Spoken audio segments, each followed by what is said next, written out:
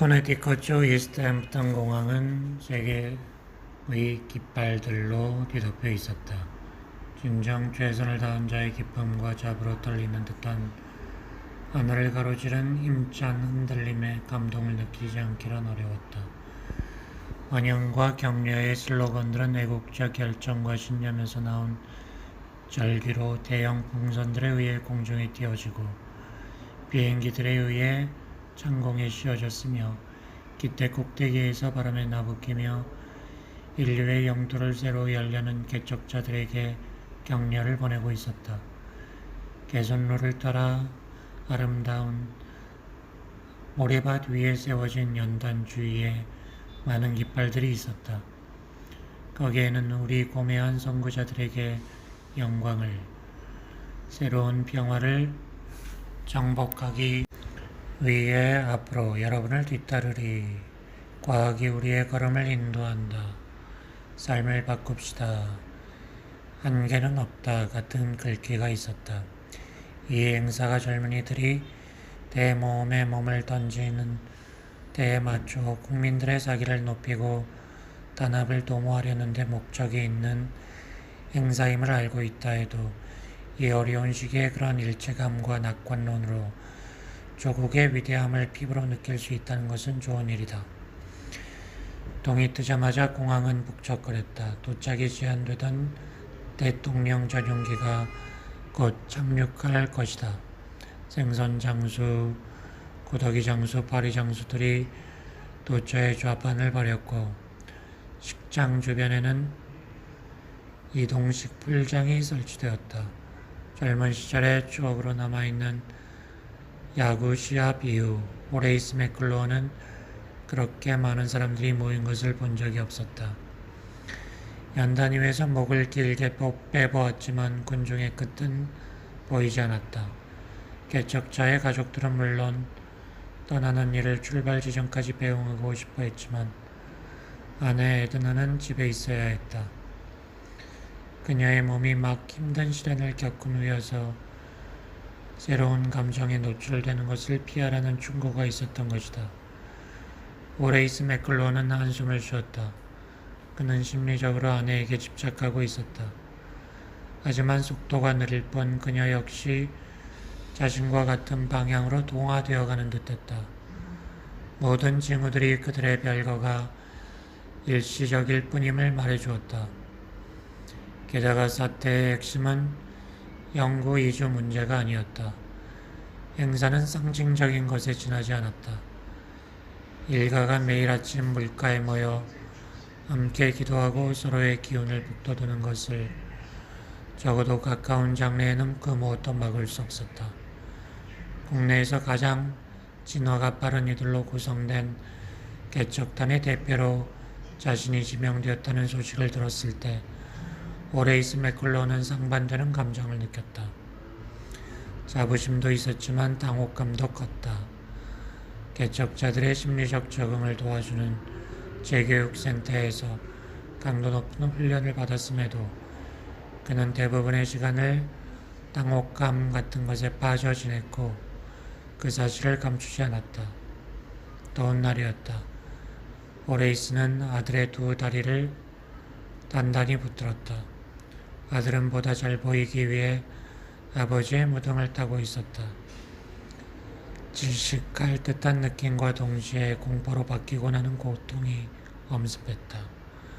호레이스는 연단을 떠나 사람들을 해치고 이동식 풀장으로 갔다.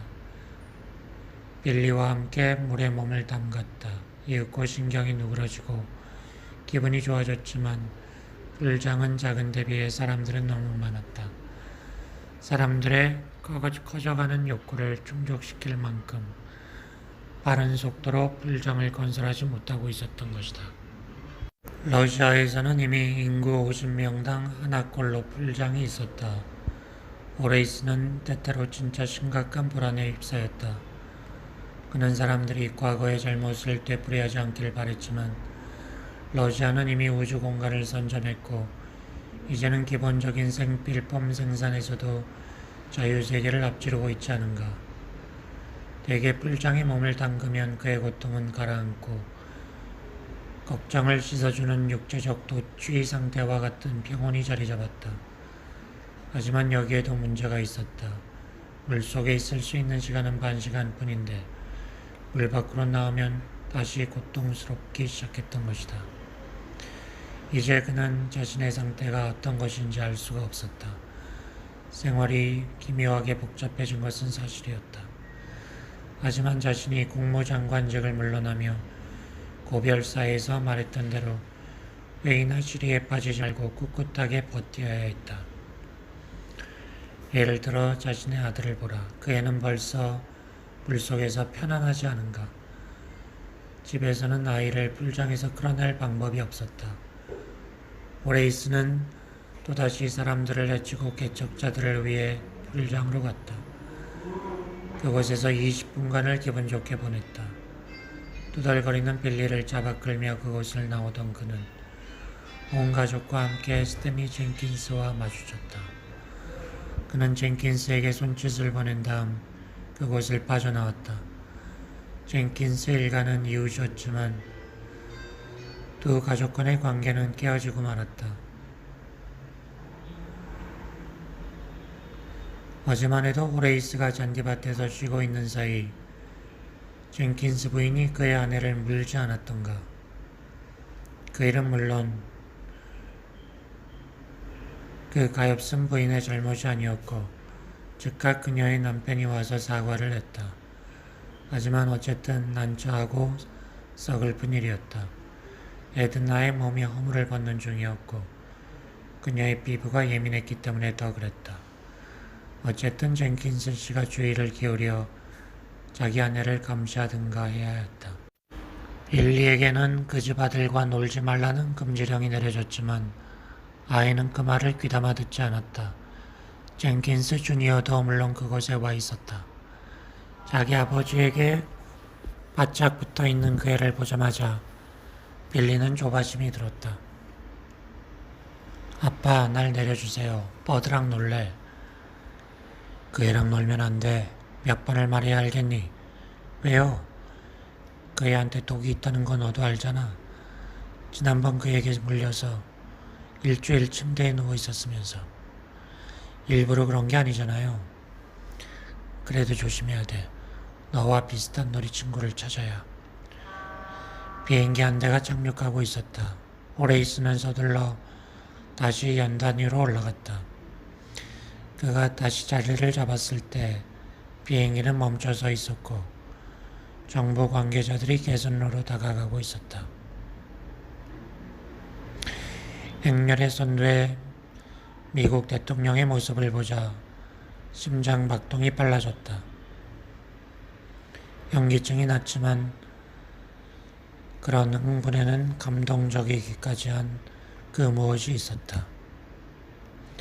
아직 젊은 대통령은 정견보다 외모 덕택으로 지지를 얻었다. 그는 두 팔과 두 다리, 눈, 코, 입의 위치가 생물학적 침체시대의 인류와 똑같은 얼굴을 하고 있었다. 하지만 사람들에게 향수 어린 감동 같은 것을 불러일으켜 그의 당선을 확실하게 해준 것은 그의 피부였다. 연설이 시작되었다. 군악대가 국가를 연주하자 일어섰다. 모자를 벗어 가슴에 대고 있던 호레이스는 어렵사리 일어섰다. 등에 진 무게가 100kg 이상이었던 것이다. 아빠, 빌리가 소리쳤다. 저 사람은 누구야? 뭐라는 거야? 사람들은 왜 여기 있는 거야? 호레이스는 한숨을 내쉬었다. 지금은 아이들은 자기 나라의 역사에 대해 전적인 무지 상태 속에 자란 세대였다. 젊은 세대들은 부모 세대가 살았던 것과는 다른 세계에 살아야 했다. 그래서 그들에게 기본적인 개념을 설명해 주어야 했다. 그런 것 없이는 인간의 삶에 맞는 생활을 할 수 없을 것이다. 자, 빌리, 역사 교과서의 사진에서처럼 부드러운 얼굴과 두 팔을 갖고 두 다리로 서 있는 저 아저씨 보이지? 저 아저씨가 대통령이야. 옛날에는 사람들이 모두 저런 모습이었어. 그런데 과학자들에 의해 중요한 발견이 이루어졌단다. 유익한 방사선으로 지표면과 대기가 비옥해진 덕택에 인류는 생물학적 쯤치기를 벗어나게 된 거란다. 그 후 여러 차례의 가속화된 진화를 겪었지. 돌연변이라고 불리는 그런 진화로 인해 우리 모습이 바뀌고 다양해지고 새로운 형태를 아빠 나 배고파. 호레이스는 자기 말이 빌리에게 의미가 없다는 걸 알고 있었다. 그것은 너무 빨리 진화한 세대였기 때문이다. 아빠 나 배고프단 말이야. 호레이스는 날고기 꾸러미를 꺼냈다. 난 파리가 먹고 싶어. 빌리가 말했다. 호레이스는 한숨을 내쉬었다. 내 아들이 파리를 먹게 되다니. 사실 그것은 이상할 게 없는 일이었지만 호레이스에겐 벗어버릴 수 없는 몇 가지 고정관념이 있었다. 그는 고집스럽게 옛날의 것들을 고수하고 있었던 것이다. 그는 어떤 행상의 좌판으로 다가가 파리가 담긴 콘 하나를 쐈다. 빌리는 그것을 낚아챘다. 어제부터 아무것도 먹지 않은 호레이스도 배가 고팠지만 낯선 사람들 앞에서 음식을 먹고 싶지 않았다. 그의 식이요법은 이제 상당히 복잡한 단계에 있었다. 한창 진화 중인 기간을 갖는다는 것. 가속화된 생물학적 시대의 선두에 선다는 것은 거추장스러운 일이었다. 그는 음식 몇 가지를 포기해야 했다. 그런 음식들을 더 이상 소화시킬 수 없게 되었으면서도 그는 막연한 향수를 느끼곤 했다. 자신은 행복한 편이었다. 연단 위에 올라와 있는 다른 선구자들이 뭘 먹고 사는지를 떠올리자 소름이 돋았다. 과학의 혜택은 비싼 대가를 요구했다. 비관론에 빠지거나 부정적으로 생각하지 말아야 했다. 미국과 러시아가 과학적 관점에서 모색을 계속하면서 100메가톤급 폭탄들을 폭파시키던 원자기 초기만 해도 인류가 단일화되거나 익명화될 가능성을 염려하지 않았던가. 하지만 그럼 우리와는 달리 놀라운 개별화가 일어났다. 더 이상 똑같은 모습을 한 사람은 없을 정도다. 새로운 세계를 눈앞에 둔 인류의 다른 선구자들을 새로운 세계를 눈앞에 둔 인류에게 얼마나 엄청난 다양성이 기다리고 있는지 보려면 연단 위의 다른 선구자들을 일별하는 것으로 충분하다. 그들은 이제 곧 개통될 개선로를 향해 돌진하기에 앞서 대통령의 연설을 주의 깊게 듣고 있었다. 스탠리 쿠벨릭은 10cm 정도 돌출된 학문과 분홍빛 직계팔 핏포드 목사는 6개의 빌과 노출된 소화관을, 매튜 월버퍼스는 녹색 비닐을 지니고 있었다. 돌연변이가 10년 주기로 계속된다면 이미 받은 방사능 양만으로도 전통적인 인류로부터 물러나는 거라고 버려진 옷 인류는 머지않아 나무 위로 올라가거나 공중으로 날아가거나 땅속이나 물속으로 들어가게 되리라는 주장도 있었다. 이렇게 되면 전통적인 군비가 쓸모없어질 것이므로 서구 사회는 위험한 상황에 직면할 것이다. 중국인들이 이미 자기네 군수품을 새로운 생물학적 형태에 맞추는 일에 전력을 기울이고 있고 개통연설에서 대통령이 이 문제에 대해서 언급하리라고 기대하고 있었다. 오레이스는 한숨을 내쉬었다. 모든 것이 고단했다. 기도서를 고리에 감아 갖고 다닌다는 이유로 목사는 그들을 교회에 오지 못하게 했는데 그 일은 회중에게 충격을 불러일으켰다. 그들이 나무 위로 올라갈 때 기도서를 가지고 가기만 한다면 무엇으로 운반하는가는 중요한 것이 아니라는 견해가 있기는 했다. 공직 생활 동안 오레이스는 미국의 여론이 무사한 일 속에 빠져 위험을 잊어버리지 않도록 하기 위해 사람을 거짓 안심시키는 떠도는 소문에 맞서 국민들의 경각심을 불러일으키곤 했다. 예컨대 러시아에서는 진화 과정이 자유세계보다 더 빠르고 러시아 군대의 3분의 1이 가지처럼 변해 더 이상 기존의 무기를 사용할 수 없으며 이러한 변화가 고려된 새 무기들은 제작되지 않았으므로 자유진영은 편안히 한숨 돌린 다음 새로운 생물학적 구조에 맞춘 군비를 확충하면 된다는 소문이 나돌았던 것이다. 아빠, 빨리 더 먹고 싶어. 빌리가 말했다. 실컷 먹었잖아. 그러다 병난다. 아빠 연설 좀 듣자. 실제로 대통령은 그 연설에서 핵심적인 이야기를 하는 중이었다. 올해는 결정적 시기가 될 것이라고 말했다. 물론 현재 미국의 공격력은 여전히 막강하고 러시아의 공격력에 뒤지지 않았다. 하지만 가속화된 진화의 압력에 밀려 그런 장비가 무용지물이 될 위험이 높다는 것을 인정해야 했다. 인력이 빠른 속도로 무용지물이 되어가고 있었던 것이다. 살상수단은 완벽의 경지에 이르렀지만 그것을 따르어야 할 사람들의 신체적 특징이 급속도로 돌변하는 바람에 국가 안전의 허용치가 거의 하루가 다르게 줄어들고 있었다. 본질적인 부분에서 전통적인 성격이 아직 남아있는 동안 완벽한 성능의 엔진을 조정할 수 있는 손과 그런 조작을 생각하고 시도하고 수행할 수 있는 지능이 사라지기 전에 적을 공격해야 한다는 견해도 있었다.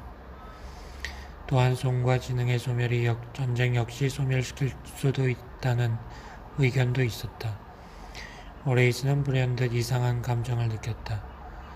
그 모든 것이 자기와 상관없는 것 같은 느낌이 들었던 것이다. 처음에는 그렇게 중요하게 느껴졌던 대통령의 연설이 이제는 친숙한 소음으로 녹아드는 것 같았다. 그는 더 이상 연설의 정확한 맥을 잡을 수 없었다. 어쩌면 너무 오랫동안 대기 중에 나와 있어서 그런지도 몰랐다. 질식할 것 같은 느낌이 다시 몰려왔고 그와 더불어 공포에 가까운 고통이 점차 심해졌다. 요컨대 지금 그가 원하는 것은 다만 자신을 내버려 두는 것, 가정용 풀장 속에 조용히 머물러 있게 해주는 것뿐이었다. 그 밖에 자유세계의 공간을 넓히는 것은 정부의 의무였고 미국 젊은이들의 몸이 비늘로 덮이기 전에 새로운 환경 속에서 민주제도의 존립에 필요한 원리들을 체득하게 하는 것은 교육자의 임무였다. 오레이스는 자기에게 맞는 환경이 어떤 것일까를 자문했다. 그에게는 꽃과 빛과 조상들의 모습에 대한 애착이 남아있는 반면 배 아래에 시원한 수렁이 있을 때만 진정한 편안함을 느꼈고 헤엄치는 것을 좋아하기도 했다. 정신과에서는 그의 적응을 돕기 위해 최선을 다했다. 하지만 그의 양면적 성격은 끈질기게 지속되고 있는 듯해서 갈피를 잡을 수가 없었다. 국방부의 우두머리였던 그는 유전자에 대한 방사선 영향의 연구에서 권위 있는 학자들에게 둘러싸여 있었다. 선구자들이 강도 높은 심리훈련을 받고 있는 재교육센터로 그를 찾아오곤 했던 그의 옛 부하들은 한결같이 지금은 과도기이고 이른바 생물학적 갈등기를 벗어나기만 하면 완벽한 편안함을 느끼게 될 거라고 주장했다. 하지만 그는 그런 확신을 가질 수 없었다. 강제로 풀장에서 끌어내려져 대기 속에 있게 될 때면 말 그대로 공포로 인한 발작을 일으켰고 너무 오래 물속에 머무를 때도 공포를 경험했다. 정신과 의사나 친구들이 그의 외모가 혐오스럽지 않다고 말을 할 때면 그는 분노를 느꼈다. 자기 모습을 잘 알고 있었던 것이다. 주름진 머리와 은결된 둥근 눈이 수치스러워 그는 딱딱한 껍질 아래로 머리를 집어넣고는 먹고 마시기를 거부하기도 했다. 무엇보다 자신이 과학의 순교자라고 불리는 것이 끔찍했다. 근데 지금 대통령은 자신을 바로 그렇게 부르고 있었다. 위대한 공복이자 친애하는 나의 친구인 호레이스 맥클로어, 라고 자신의 이름을 부르는 소리가 또렷이 들렸다. 그가 그들에게 원하는 것은 자신의 존재를 잊어주는 것, 내버려 두는 것 뿐이었다. 처음으로 자신에게서 그 얘기를 듣고 아내가 흐느껴 울면서 밤을 지샜던 일, 다음날 아침부터 난처한 일이 시작되었던 일이 떠올랐다. 그는 장관직을 사임하고 싶었으므로 지체 없이 백악관에 대통령 면담을 요청했다. 그의 모습을 보고 놀라지 않은 것을 보면 대통령은 연락을 받은 것이 분명했다. 오레이스는 침착하게 상황을 설명했다. 몸의 진화 정도가 그런 상황에서는 더 이상 행정부에 있을 수 없다고. 그는 후임자에게 부담을 주고 싶지 않았고 대통령을 신뢰했다. 하지만 전통적 인력이 무서운 속도로 구시대의 유물로 변하고 있는 것을 고려할 때 힘의 균형을 파국적이고 회복 불가능할 정도로 러시아 쪽으로 기울어지게 하고 싶지 않다면 신중한 조치를 취해야 한다고 그는 충고했다. 러시아인들도 진화하고 있지만 그들은 얼마든지 기습 공격을 감행할 능력이 있었다. 전통적인 인력이 아직 기존 무기에 적응할 수 있는 동안에는 그는 자신이 의미하는 바가 제대로 전달되기를 바랬다. 자신은 예방 차원의 전쟁을 하자는 것이 아니라 최악의 일을 가정하고 안보 조치를 강화하자는 것이었다. 대통령은 당황한 것 같았다. 아랫사람들을 불러들였다. 사람들에게 최대한 신중을 기해달라고 당부했고 오레이스에게 다시 얘기하라고 말했다. 오레이스가 말하자 사람들은 놀랐다. 어쨌든 대통령 각하, 유감스럽지만 저는 지금 사직서를 제출할 수밖에 없습니다. 이런 모습으로는 미국 국민 대표로 일할 수 없습니다. 우리가 자유를 수호하고자 한다면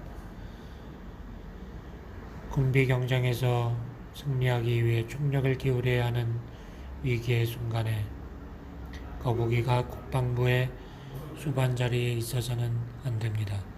끝으로 각하께서는 멋진 연두연설에서 개척자들을 기다리고 있는 미국의 새로운 영토에 대해 말씀하셨습니다. 운명이 저를 그 개척자들 중 하나로 선택한 이상 이 말씀을 하고 싶습니다. 앞으로 우리의 피부가 그 무엇으로 덮이든 간에 우리의 육해 공군은 불굴의 각오로 우리의 모든 국경을 수호할 것입니다. 우리 미국이 러시아에 앞서 새로운 영토로 입성하는 것이 중요합니다. 그들의 뒤를 쫓아 그들을 몰아내는 것이 아니라. 그곳에 모인 사람들은 그의 말을 들었다. 그가 돌아가려고 일어서자 그에게 악수를 건넸다. 그가 나라의 훌륭한 공복이자 위대한 미국인이었노라고 대통령은 그를 치하했다. 기운을 아끼고 과로하지 말고 걱정하지 말라고. 오레이스 맥클로어가 그 말이 끝나기도 전 말을 이었다.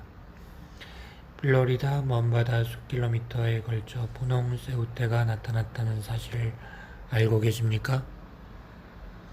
대통령은 당황한 듯했다. 그런 사실을 모르고 있었다. 그러나 어제 캘리포니아에서 전에는 한 번도 본 적이 없는 특이한 종류의 물고기가 잡혔다는 사실은 지체 없이 실상을 조사하겠소.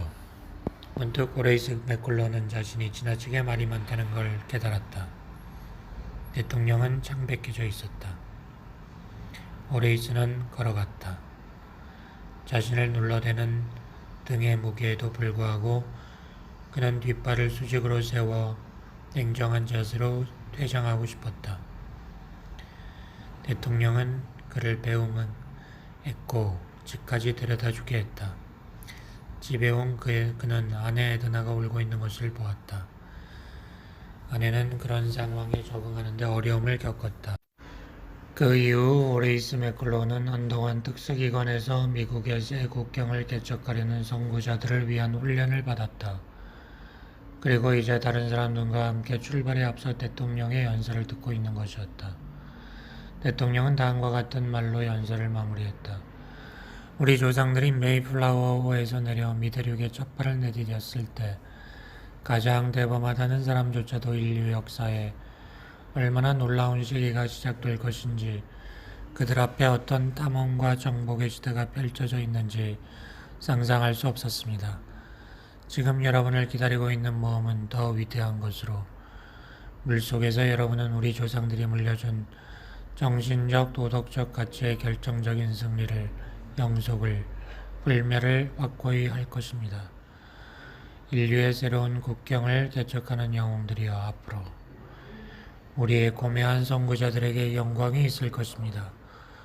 군중 속에서 박수가 나오고 애국가가 울려 퍼지는 가운데 대통령은 앞으로 나아가 개선로에 테이프를 끊었다. 전율이 휩쓸었다. 다리, 집 개발, 더듬이, 족수, 꼬리 지느러미들이 움직이기 시작했다. 오레이스는 우선 본능적으로 껍질 속에 고개를 들이밀었다가 고개를 내밀고 빌리에게 마지막 당부를 했다. 내 곁을 떠나지 마라, 빌리. 물속에 들어가서는 너무 멀리 가면 안 돼. 진흙 속으로 들어가서는 안 된다. 모래 있는 곳에서 벗어나지 마라.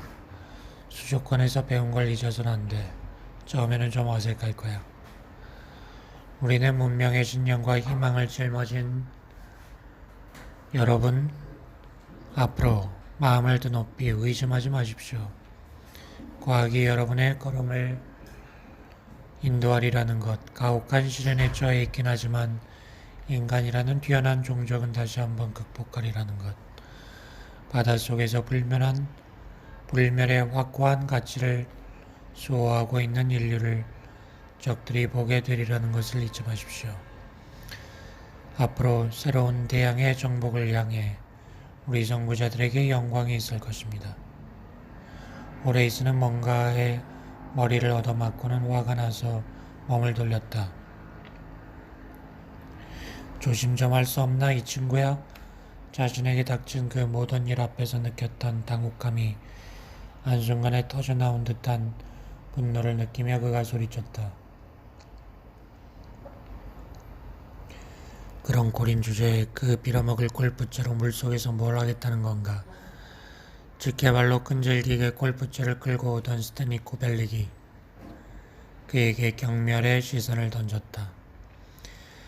내 정신과 주치의의 충고에 따르면 새로운 환경이 너무 낯설게 느껴지지 않도록 처음에는 익숙한 물건을 가져가는 게 좋다네. 유감 있나?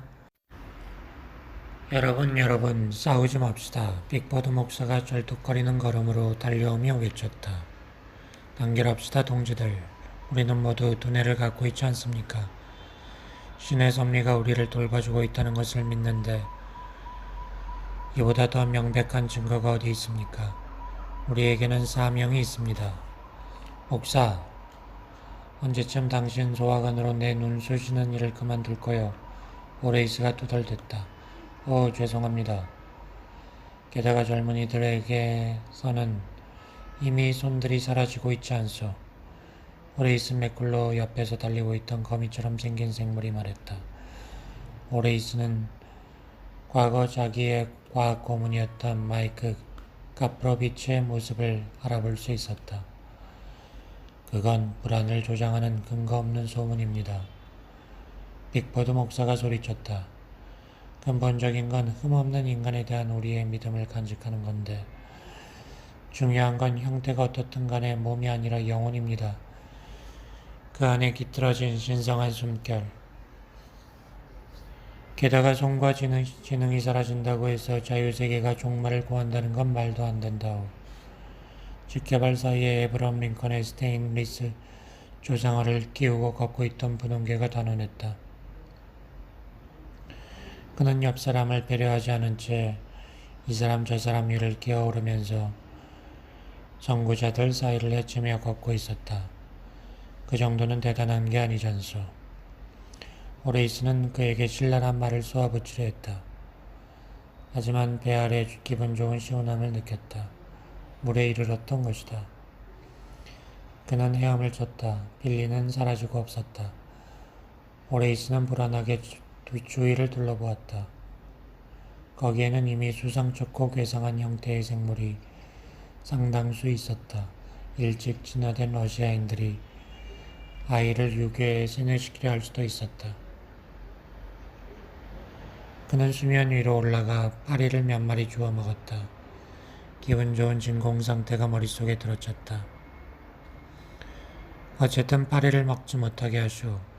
환자의 방을 나서며 의사가 말했다. 부작용을 일으키니까 물속에는 10분 이상 있게 하지 마시오. 그 시간을 넘으면 물속에서 영영 나오지 못하게 돼요. 백악관에서 전화가 오면 이렇게 보고하시오. 환자는 위험한 상태라고. 그가 최종적으로 어떤 몸의 형태를 갖게 될지 알 수 없다고. 정말 훌륭한 분인데 간호사가 한숨을 내쉬며 말했다. 이 책임을 누가 질지 본인한테 뭐라고 해야 하죠?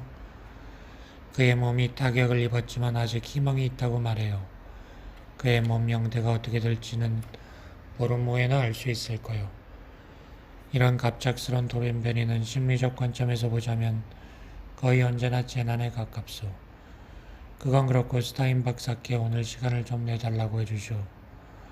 내 왼쪽 옆구리에 비늘 같은 것이 새로 돋아났는데 신중을 기해야 할 것 같소. 또 56호실 환자가 아주 힘든 허물벗기를 하고 있다는 것도 말씀드려요. 지느러미가 비대칭적이고 내 생각으로는 껍질이 너무 빨리 굳고 있어요. 무슨 이런 세상이 다 있담. 간호사가 중얼거렸다. 그래요 하고 의사가 말을 이었다.